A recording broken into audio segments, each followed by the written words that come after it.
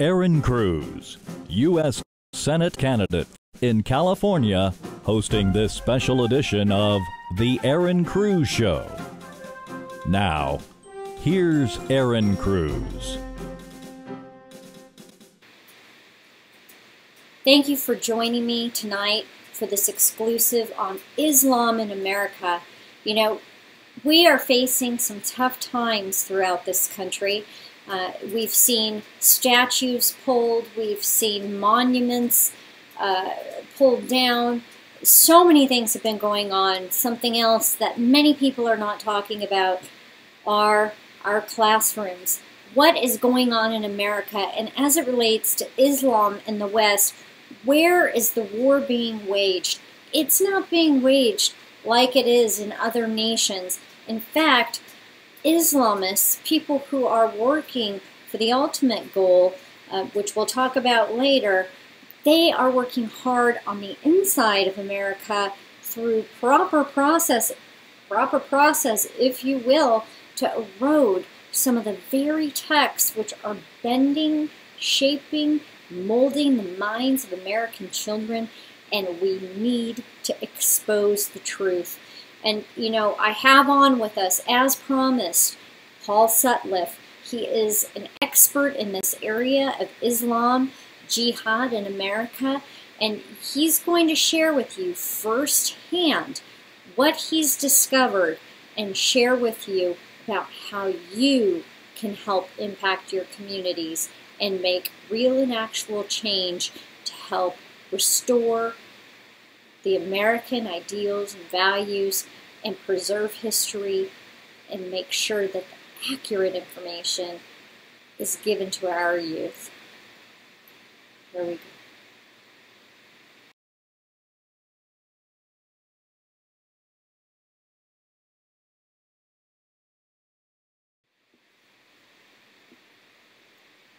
Thank you for joining us, Paul. You know, I have to tell you, I'm so excited to have you on again and really get into and down to the root issues here in America and talk to us about some of the discoveries you've made.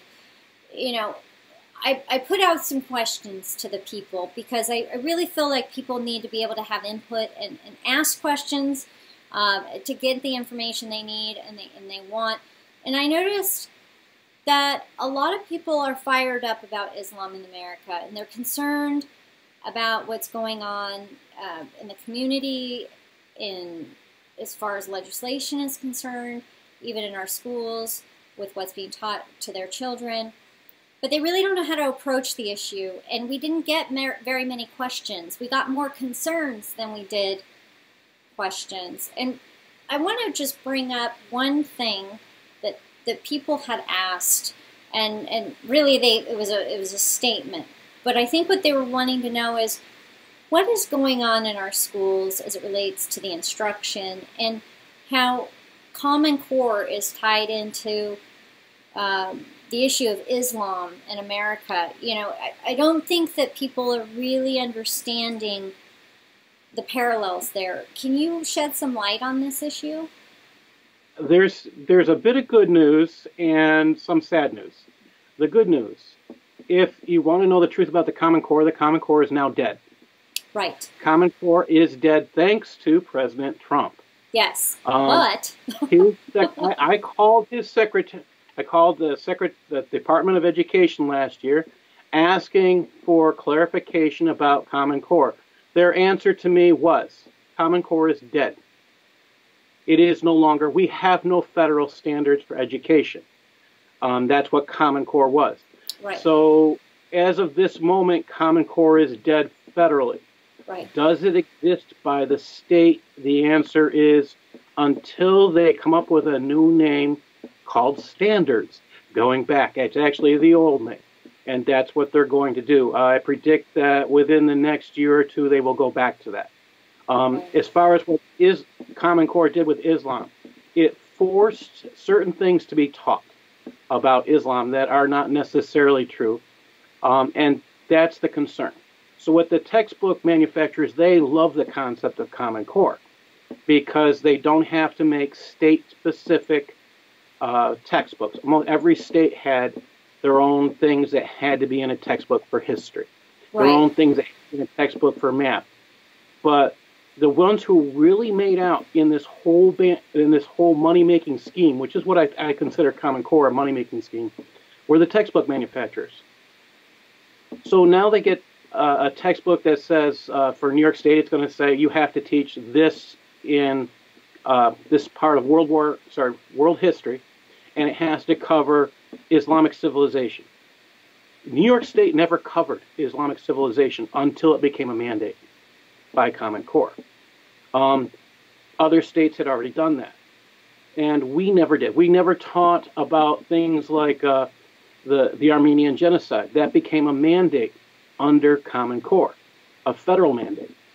That's somewhat of a good thing.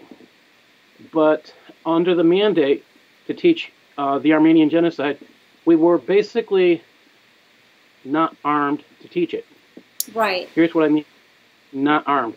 If you don't know about the 1915 fatwa, which the majority of teachers who came into social studies departments, who went through colleges, didn't know, because their professors never got a chance to learn it, so they couldn't teach it.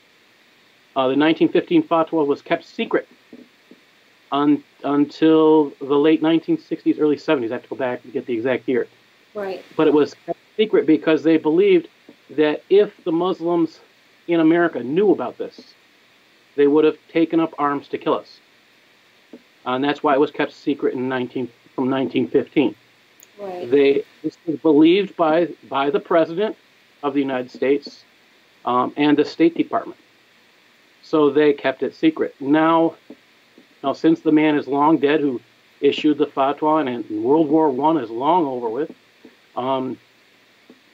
whether they consider it inflammatory or not, still I don't have an answer because it was never negated. Right. Right. So I propose, so you have to read the 1915 fatwa. In social studies, we have a requirement to teach chronological cause and effect. Right. What causes something? Which, by the way, that's a strong responsibility, and it's an important part of educating our youth. I mean, without that, what do they have? Well, this is the problem, and this becomes a problem with teaching Armenian genocide. Right. When I was ordered to teach this, again, ordered, I stood up to my direct supervisor and I asked, are you then going to tell people the cause? Mm-hmm. Are you going to teach the cause of the Armenian genocide, which is the 1915 fatwa? Are you going to require that? And his answer to me was, and you will talk to your principal about anything controversial if you're going to address it. Excuse me, it's not controversial, it's history. Right. But here's the problem.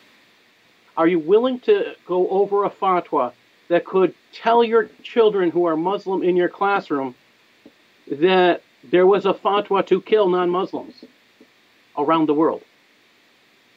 And it happened, and that's what caused the Armenian genocide. It led to that.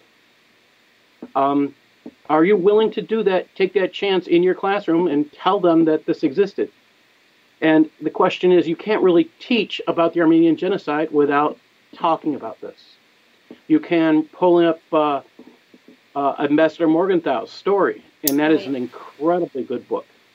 I offer it to anyone who wants this. I mean, if anybody contacts you, I'm going to give you a copy of that so you can hand it out to them. Right. Ambassador Morgenthau's story is a free book available on the internet, so I'll give you a copy to give to anybody who wants it. And the 1915 fatwa, I'll give you a copy to hand out to anybody who wants it.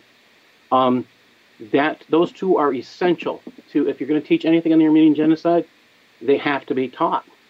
But well, the big picture needs to be known. Truth, yes. Facts, information.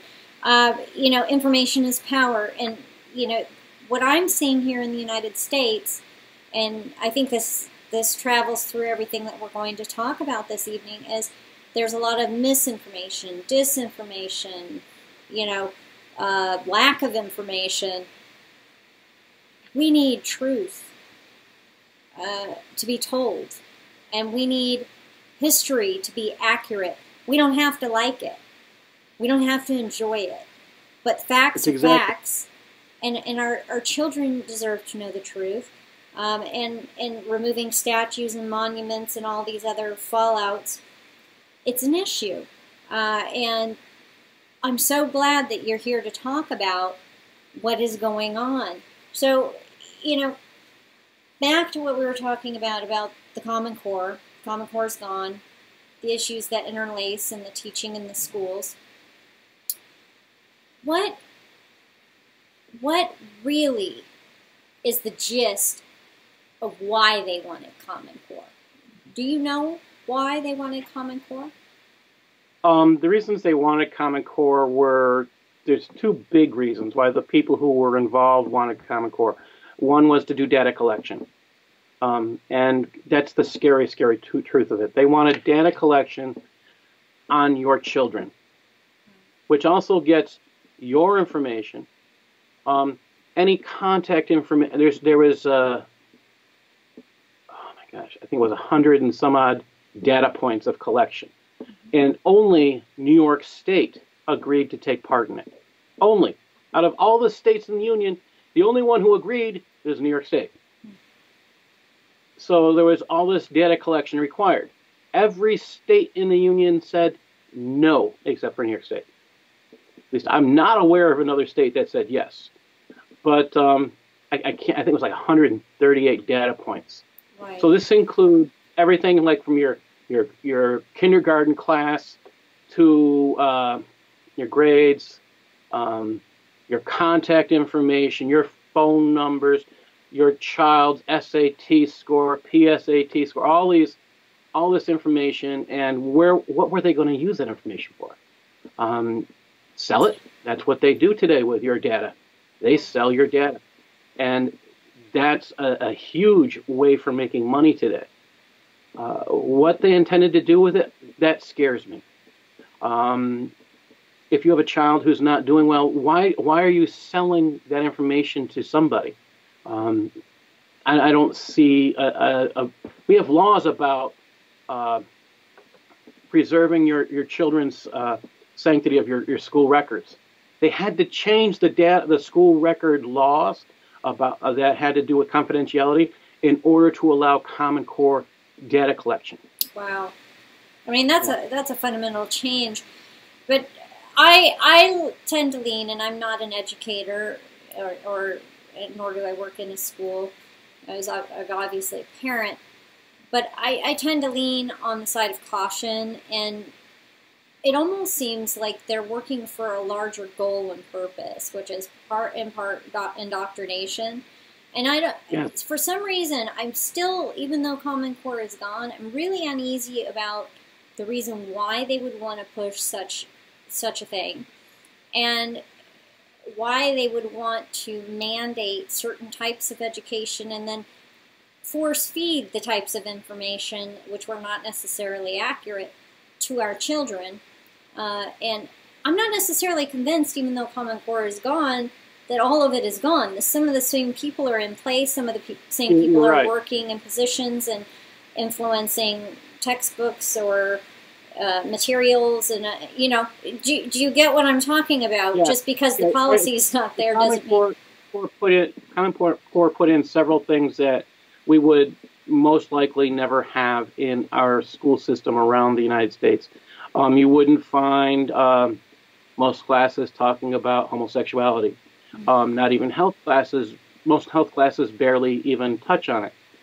There are rooms within the place within the Common Core concepts to expand, is my best way to put it, and to look at alternative lifestyles type things. There's room in there to do that, and there was no room for that kind of thing previously. Going on to in the social studies curriculum, they added Islamic civilization.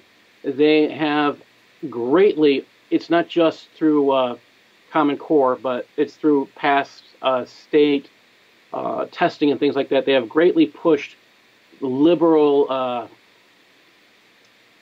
agenda, and I say that through all forms of social studies, like U.S. history, world history, all the way down to going down to elementary school, what they teach and how they teach. Right. Part of it is how they teach it too, right? I mean, it's a methodology, and well, there was really bad methodology in teaching Common Core methods. When they taught us, this happened here in the Rochester area. They originally came in one of the first school districts in my area to take Common Core training was this Webster, and they sent kids to teach us. What I mean by kids, these are basically wet-nosed kids from college teaching us who have 10, 20 years worth of working in education, telling us how we should teach. One of the things they tried to get us to do, the school district in Webster was taught to do, was to make kids cry. Get them so frustrated they cry, then they can teach them. That is against everything you're taught in college. And so... That's disturbing. Yes. And that is, again, it's against what you're taught, and you know it's wrong, and that is kind of the part of the concepts they were teaching in Common Core. And the only people that could get to teach this were snot-nosed brats out of college, because they were stupid enough, unrealistic. I don't have a better name for it than stupidity, because it goes against everything you're taught while you're in college. Well, it goes against everything that you're taught when in life as being a parent and nurturing. And I know that schools and teachers and educators aren't parents, but these are children who are being shaped and molded. And, yes, you don't purposefully hurt them. Life is going to impact them enough.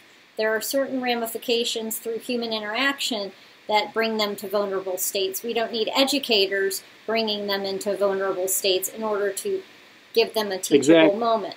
So, I think logic, it really kind of brings me to the point where I question how it is that these individuals somehow got to the space that they thought that this was logically something that they could teach or impart or teach to you to teach to others. I mean, that's why they hired children to teach us, because they've never had children. Now, that's an interesting perspective right there. That's a really interesting perspective right there. I'm glad that Common Core is gone, but again, the people are not gone. The agendists are not gone.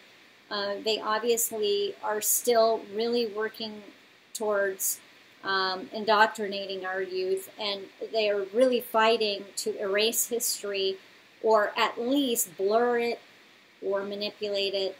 You have something really, really important to share with us tonight. You touched on it when you came on the Erin Cruz show previously, and I wanted to give it the time it deserves because I really see it as important.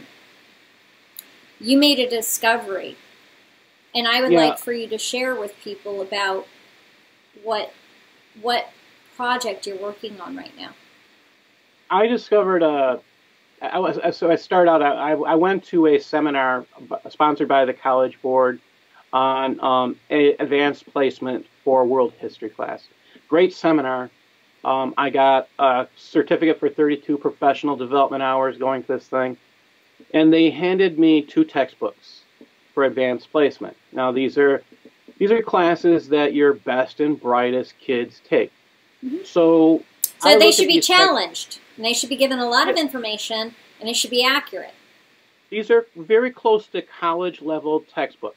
They don't read like your high school textbook. They don't read as easy. They are pretty much college-level textbooks. But there are serious, serious problems with this textbook that I'm going to share about.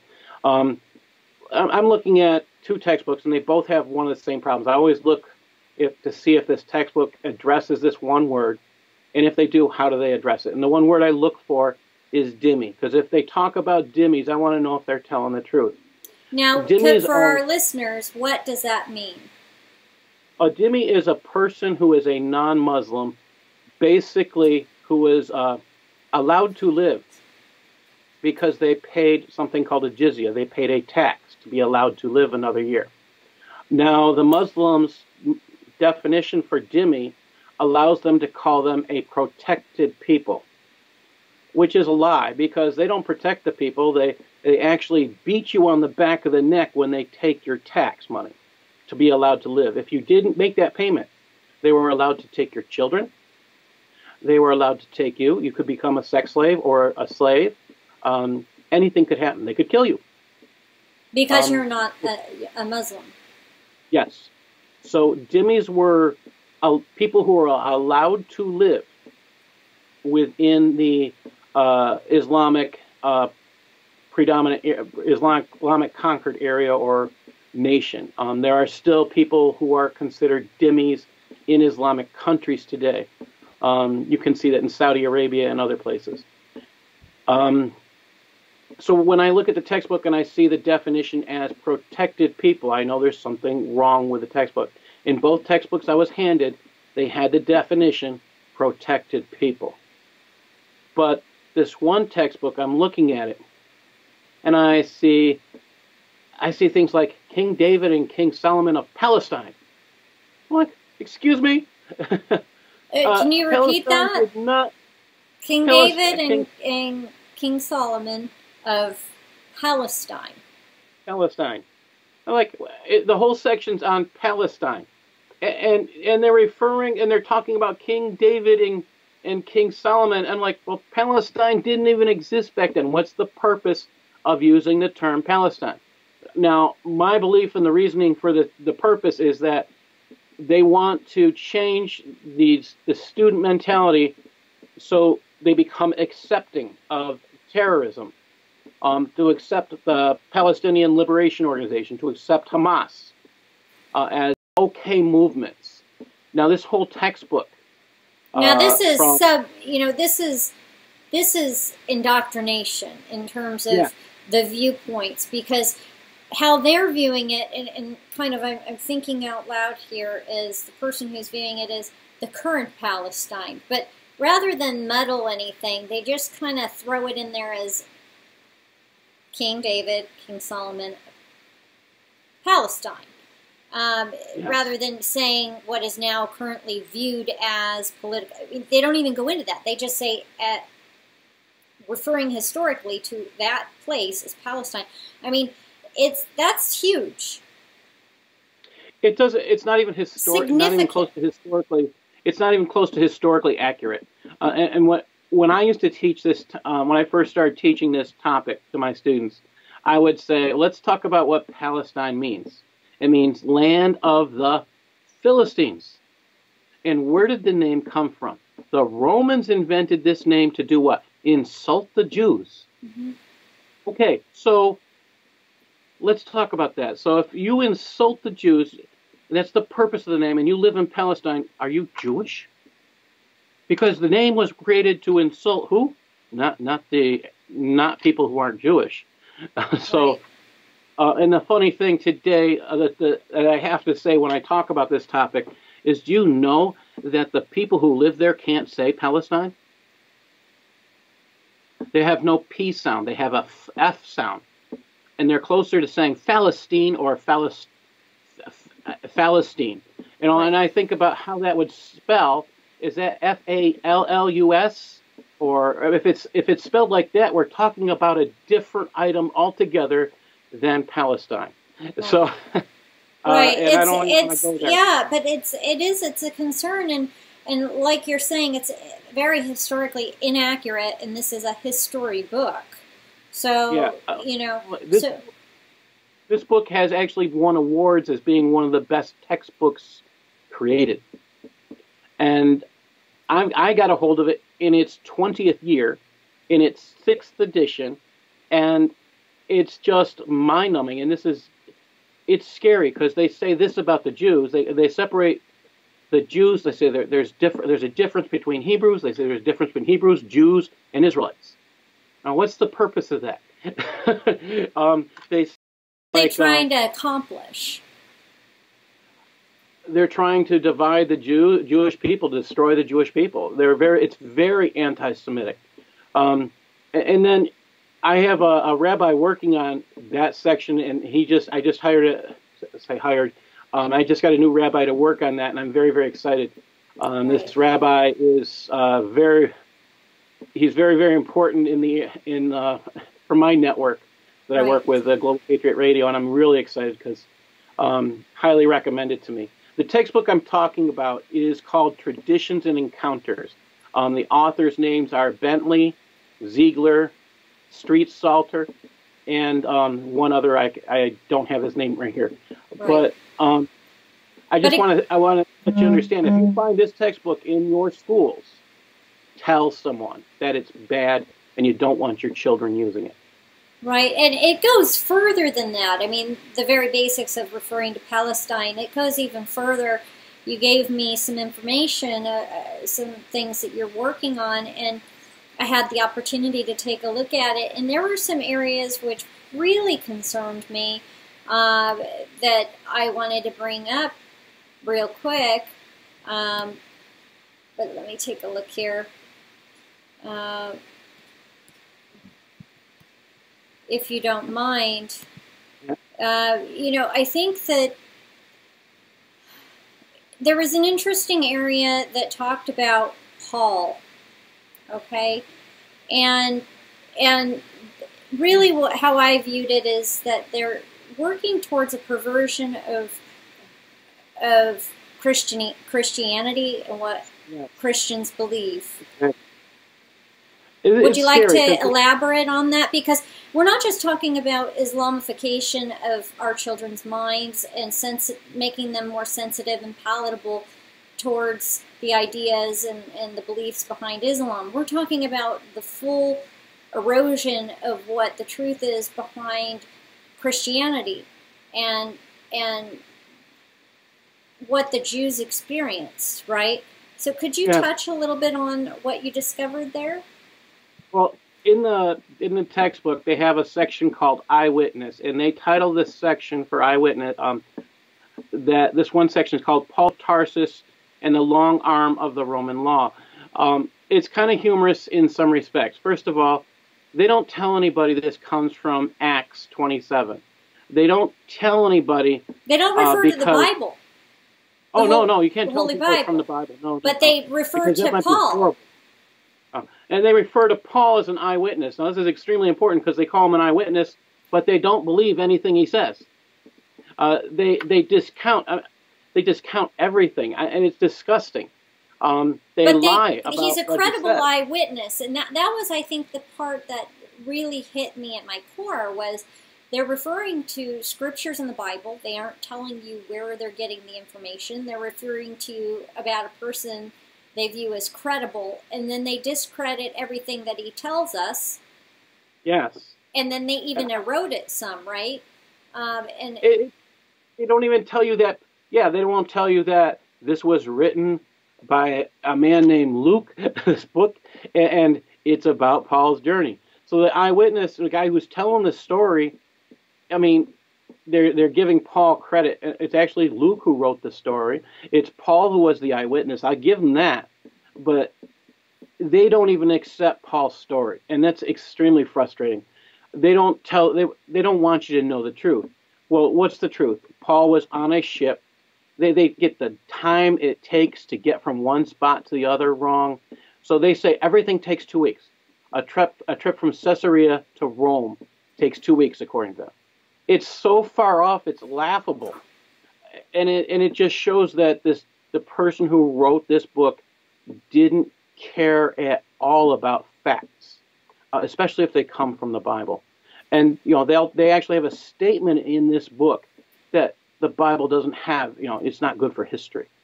It's not good for factual inquiry or historical facts. It's good for people's. It has people's memories in it. That's all it's good for. And yet they can't even follow the factual information in one chapter that they're quoting from.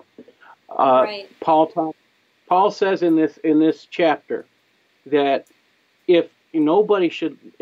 everybody will live. He's titling everybody will live if you stay on the ship. And the Roman soldiers believe him far more than the authors of this book. The Roman soldiers believe him so much they keep everybody from leaving the boat. They fight people to make them stay on the boat. And guess what? They all live. They all live. But according to this textbook, some of them lived. Not all of them lived. You're like, wait a minute. Wow. I mean, it blows my mind that they think that it's okay to teach history as they perhaps recall it. Not that they're even recalling anything that's of substance or accuracy. Because it goes further, right? Beyond the fact that they say that some of them live, they go on to then not refer to the scripture, right? They're not talking about it being the Bible. They're just talking about the eyewitness. So they don't even give anybody a basis by which to look up and verify the information that they're educating on, right? And that's one of the things that really had me frustrated. They don't tell anybody where... when I do history and I write, I have to give citations. Right. This is not only... This is poor scholarship. I could not get published if I did crap like this. I consider it plagiarism, but it's worse than plagiarism. It's theft because you're telling lies about what that person wrote. So it's theft. Well, yes, they're not putting where they got the information, and it's inaccurate. Nobody can verify it. I mean, I'm wondering why they don't have a reference section and don't send people to the Bible. I mean, I guess that goes against everything they stand for, I'm sure. Yeah. But they also go further in this textbook. One part that I found deeply, deeply bothersome was their view of Christianity and talking about it, certainly not as they would Islam. They talk about it as it's so removed. It's not even a faith. They don't teach about the historical elements about why people believe something. As a matter of fact, you shared with me an interesting section about the crucifixion and how they relate to Christianity. Could you share with us a little bit about that? And again, how they distort? Because that's a concern. They're literally not teaching people about what really happened or how we view Christianity. Understand the basics. When I taught history, when I taught world history, I taught the basic statements of faith of each religion. Right, equally. About Judaism, historically what it is, where it came from. Nothing. Yeah, regarding Judaism, they teach absolutely nothing. Regarding Christianity, they teach absolutely nothing about what we believe. Actually, they go worse. I believe they actually go worse because from what you shared with me, they're eroding it. Yeah, they tear up they say that some Christians believe that Jesus rose from the dead. Some don't. Some believe that, this or that. And what it is it's accepting what Christians call heresies as fact. Well, may I quote one line that they say? Yeah, or that you said, or do you want me to not? Yeah, please do. Please do. I wanted to say that about the area where you go to expand. Let me take a look here. Jesus, and this is a quote from the textbook. This is not my quote or Paul's quote. This is a quote from the textbook. Jesus' crucifixion did not put an end to his movement. By the way, his is not capitalized. Even after his execution, Jesus' close followers strongly felt his presence and proclaimed he had triumphed over death by rising from the grave. They called him Christ, meaning the Anointed One, the Savior who would bring individuals into the kingdom of God. They taught that he, again it's not capitalized, was the Son of God and that his sacrifice served to offset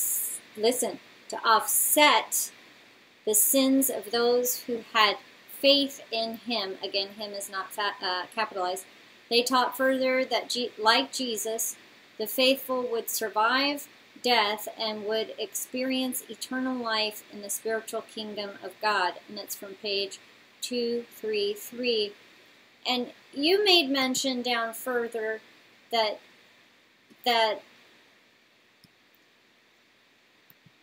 and I'll quote you, and this is not a firm quote because you're still working on this work, and so this could change, but this is currently what you gave me, There's also an error in the communication of what Christians believe, and it's claimed that, quote, his sacrifice served to offset the sins of those who had faith in him, end quote.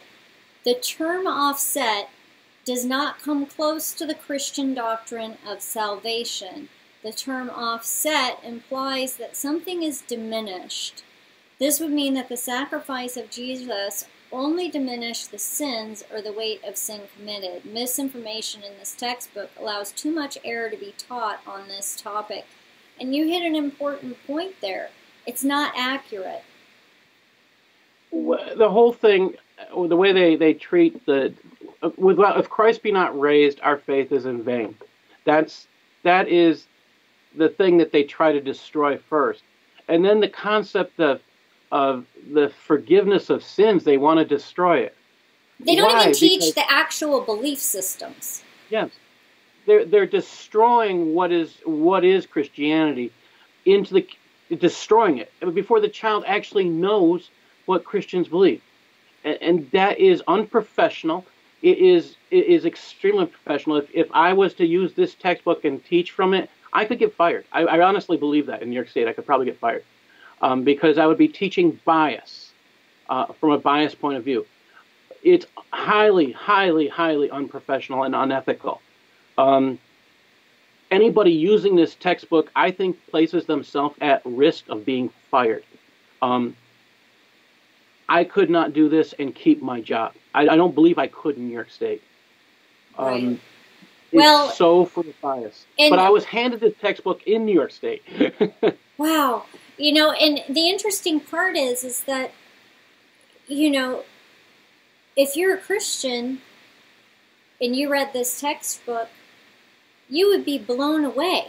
I mean, I was reading this in disbelief that they could even think or conceive of passing this off on a high schooler in an AP class, certainly one that's gone to church a few times or maybe as a kid had been in Sunday school. I mean, it's so far off. But it might cause somebody to question and wonder about their belief systems, and it does erode if they don't have a strong constitution and belief within themselves. It certainly does kind of plant seeds there for our impressionable youth, because these are still youth this is being taught to, by the way, in a way that's just, it's not fact. And they should be only sharing history, right? Yeah. Well, we should be sharing what the major faith groups believe, or faith structures, religions. I like the term faith structure. What do they believe? Like, so if we're going to teach what Judaism believes, we should be talking about Deuteronomy 6:4. That is the foundation of their entire belief. It's, "Hear, O Israel, the Lord our God is one." Okay, and it is it's called the Shema, and that's when I teach that. When we talk about Judaism, I always refer to that, and I talk about what the Shema means and what does it mean for the Jewish people to have this faith. And we look a little bit farther down, you can read. I mean, it tells that you're supposed to teach this to your children, and they're supposed to do this in a certain way. Well, that's nice, but it's not being done in a textbook like this. This textbook destroys a person's faith rather than lifts it up. Right, and it doesn't educate. It's not educating because it's not accurate. And in fact, they don't just tear at Christians or at people of Christian-based faith. They tear at the Jews, and they basically anybody who's not of Islamic belief system. So, what can we do? I mean, who is funding this type of indoctrination? I mean, is it the textbook people? I mean, I think there are other organizations involved, right? I believe that there are certain organizations involved in creations of textbooks like this. There is an organization that was formerly known as the Islamic Council on Education. They're certain. I think of the name. Yeah. And they're right now editing textbooks all the way around the world. They send them to them, and their new name is Interreligious and Cultural Values, IRCV. You can type up ircv.org, go to About Us, and you'll find that they were they admit openly, they were formerly the Council on Islamic Education. So they believe that they are the ultimate best selection to be referred to talk about anything Islam that's going through education. They also believe they're only the right thing to refer to about all cultures.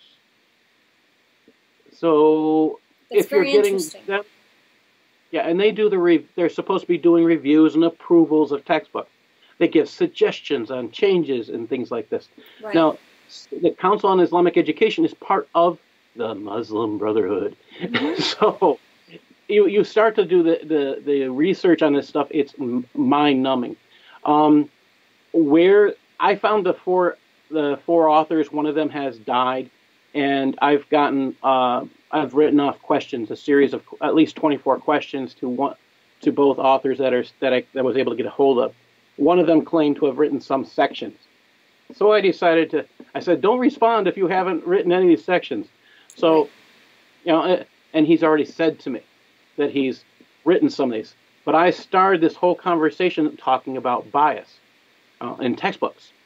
Right. So if you wrote any of this stuff, let's talk about your bias. Is what it comes down to. Right, because that's, I mean, the bias is, that's a great way to put it, but it's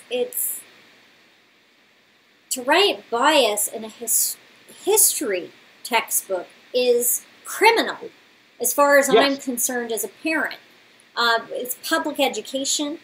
It's paid for with tax dollars, be it federal or state, and that is a concern because as a parent, facts are facts are facts are facts. Teach them about all faiths or belief systems or what have you. Now you're coming to one of my solutions to this problem. Historically. Yeah. So here's one of my solutions I propose to state assemblies, state senates to start to do. Number one, pass a law that says textbook companies that create error and bias in textbooks must replace them at their own cost. If they are already by the school district. Now here's the problem. The school district finds the error in the textbook. They've already spent multi-thousands of dollars for the textbooks. Now, how can they, again, it's schools are tax dollars to strapped. pay for this. Funding is strapped. How do you replace them? Yeah, and how do you replace them? I think it's the responsibility of the textbook company, not the I think that it was idiocy for them to buy the textbook. I'm not denying that it was idiocy. I think the problem, again, is the textbook company knows there's error in them. There's bias in this textbook. There's no way you can read this textbook without seeing it. I mean, especially being a historian. I mean, I'm not a historian, but reading it as a Christian, I mean, I have all sorts of, I have family who are Jewish. I have a necklace right here. It has the Star of David and a cross in the middle, both sides of the spectrum, okay? And I have all sorts of alarms going off when I was reading this piece. It's a concern. The piece that really got me angry, I read to my pastor, just wanted to see what it would say. And it talks about how there was no intelligent people in Christianity until the 4th century. And I read this piece to my pastor, and he's like, what? Where did that come from? I said, it's in a textbook for our best and brightest. He was angry. It could have come from the Quran. Wait, we should say the 4th century. I think that, they're not giving any reference points. They're not telling you where they got the information about some of these other individuals. Where are they getting these pie-in-the-sky ideas? It could be something that they pulled from another doctrine somewhere. You don't know, and that's the problem.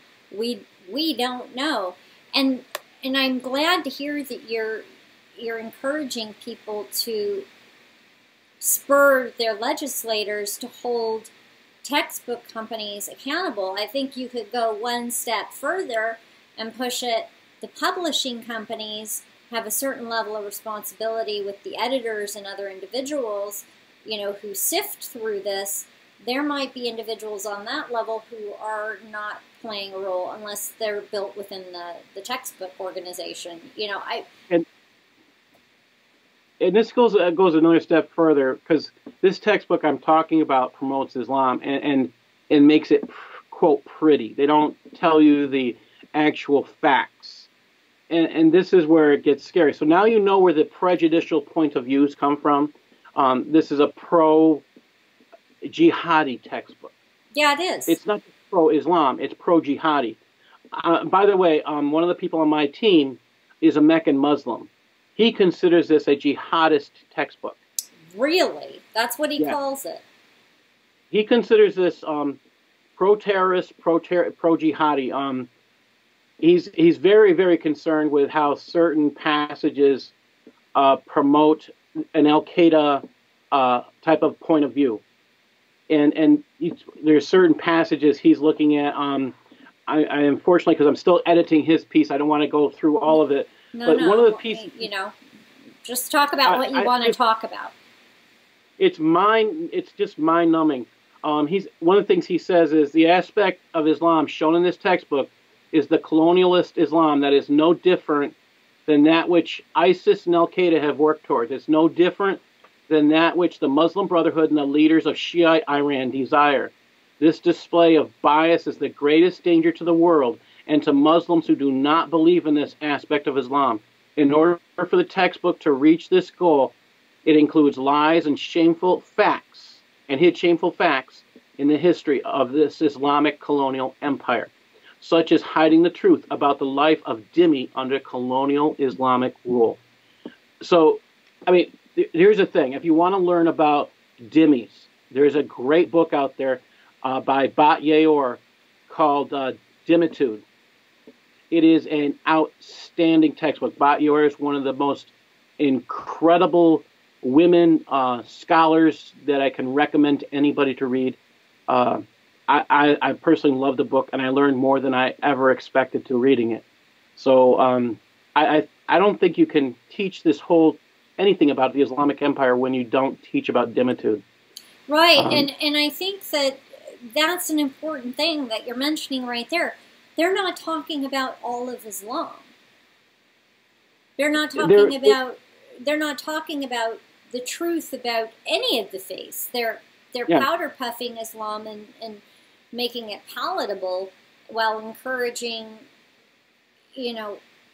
aspects which should never be encouraged in a way that's inappropriate, and downplaying and insulting the Jews and Christians. It's just, that's outrageous. And so, okay, well, what I think we should do, because we're coming towards the end of the show, and I think that people really need to find out, obviously we're going to look forward to your work once you've come to the place of publishing and getting out the rest of the information, but I want people to be able to know where they can get your book. I want you to share with people where they can learn more about your work. Well, you can find my work at Paul Sutliff, PaulSutliff.blogspot.com. That's where, and I have my books for sale off that site, and you can get all 3 books there. One of them you can find them on Amazon. Only one of the books is no longer available on Amazon because somebody decided to sell it for $490 some odd Wow. to keep me from selling it. So I'm just offering it on my site. Right. Then you can follow my bio is on a site called paulsutliff.com, and that's where I put myself up for a public speaker. You can book me there. Right now, I recommend people, if you want to follow me on Twitter or on Facebook, I'm Deplorable P. Sutliff on Twitter. Facebook, LinkedIn. You are deplorable, aren't you? I'm having fun. I think one of the things I keep saying is I try to talk about things that I can prove. I don't like to talk about fantasies or things I can't. And this is one of the things. I mean, I've had a liberal editor look at my books, and one of the things when she went through my book, this is my second book I was talking about. I hired her to do that, and she was so mind numb that, and she was frustrated because everything I said had citations. It was provable, and she was going nuts because she didn't want this to be true. But the fact is you that don't want it to be true, Paul. You don't want some of these things to be true because they're so upsetting. But the facts are the facts, and we need to know the information. And that's why I say, if you want to follow me, I'm not publishing a whole lot lately because I'm trying to get this piece done. Right. But it's important. I'll tell you, I share news stories every day that have stuff that's happening around the world. So we say in this field, we say Islam is the gift that keeps on giving. We just wish it would stop. Every day there are news stories about things like Islamic gender apartheid. There are honor killings. There are terrorist attacks. It's just nonstop. And in Europe, it is 10 times worse than it is here.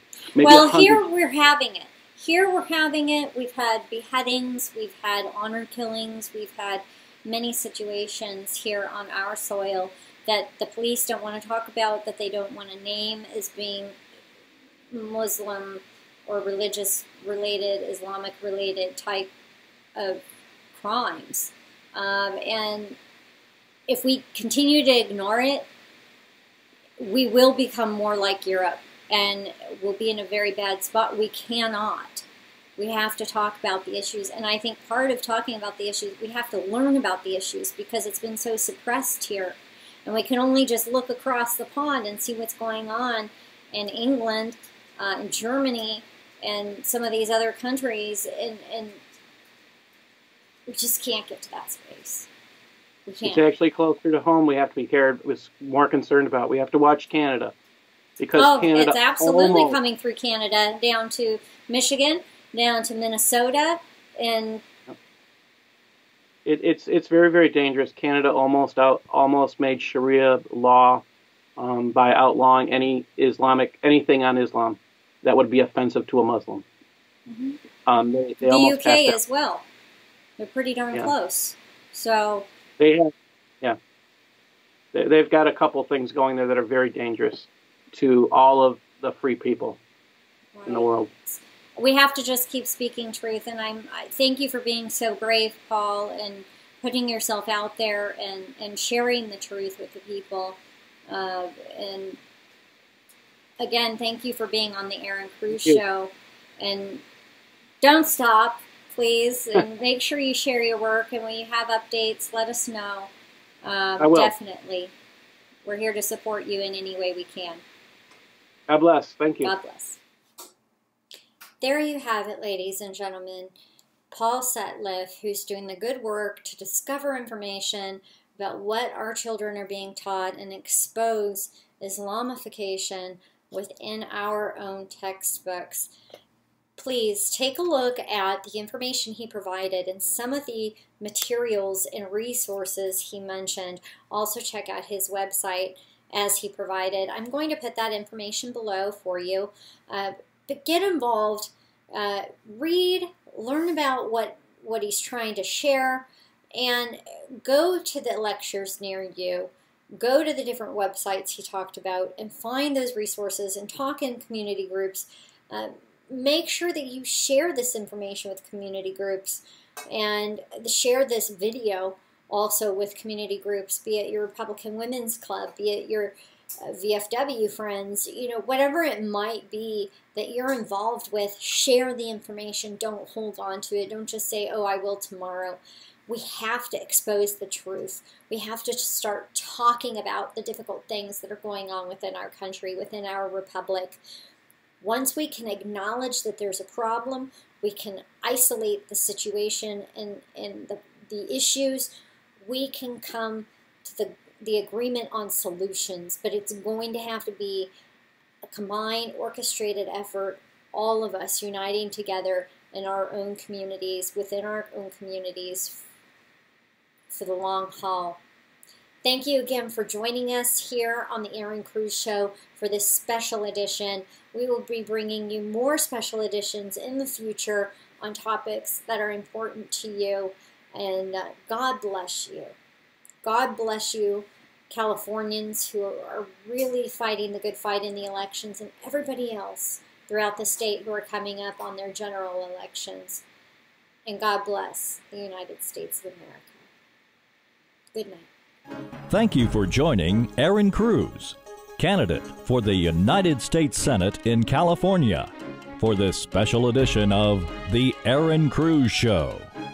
Stay plugged in for the hottest real news the U.S. citizenry will receive for the 2018 midterms.